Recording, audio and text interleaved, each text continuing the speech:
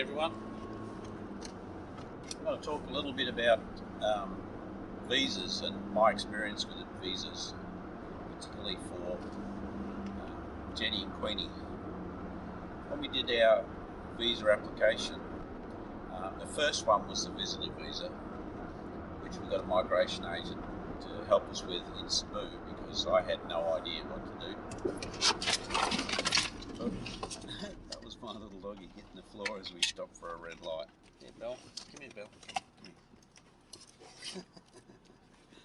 So, the first visa we applied for was the visitor visa for Jenny, and we had no clue how to do it. And it was really important to me that we don't get knocked back, because in the Philippines, if you're from the Philippines or someone from Vietnam or Thailand or Asia, if they're not from Europe, they can't just get a visa on arrival. You've got to apply. It's not really expensive for the visa, but it takes a lot of. They need to know a lot of details. They need an invitation letter.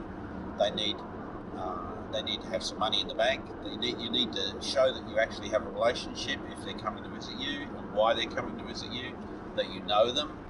It's a really good thing if you've been to visit them, and you can show you've been and seen them.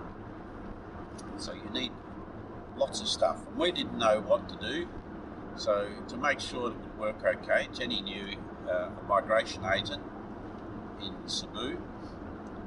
She didn't know them, she knew of a place, and so she got in touch with them and talked to them, and they gave us a price to do the visa for us, and it was actually not that difficult. They sent us samples of, like, we need a letter like this, and then we need the invitation letter where you've got to write that you're inviting Jenny, the reasons why. If it's tourism, she's coming to visit you. And we wrote in there that I've been to the Philippines, I've visited your family, spent time with them.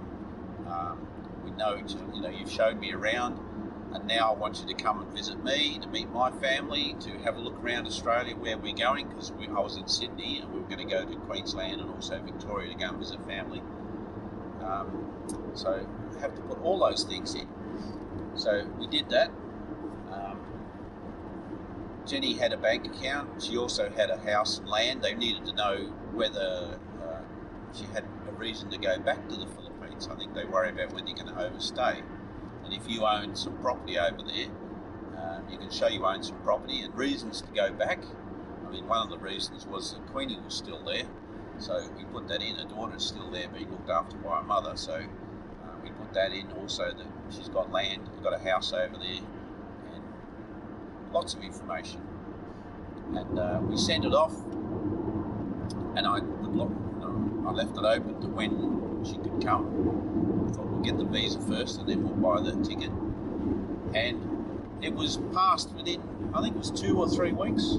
We got the okay for it, the approval, and the approval came through as an email, and it said that you have 12 months.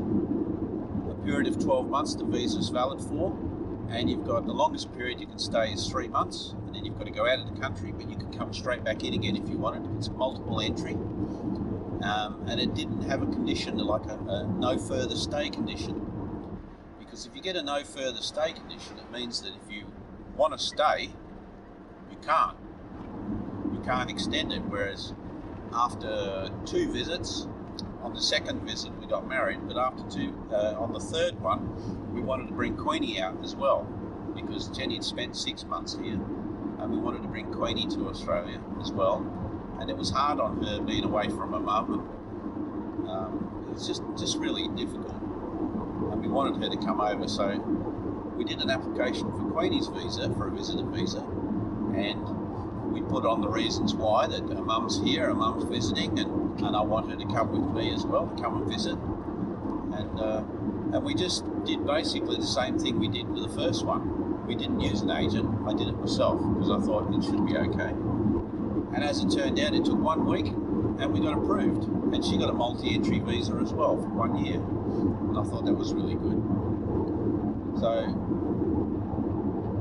it just pays when you're doing a visa that you know the person, that you have some history, that you have some proof that you have a relationship, that you follow the guidelines. You can do it yourself, but you go onto the immigration website and find out and have a look and see what it is, and it just goes through it bit by bit by bit until you get the approval, until you get it all done. And make sure you give them everything they ask for, every single thing, and make it as easy as possible, because they don't know you. They don't know whether it's genuine or not, whether you've just met.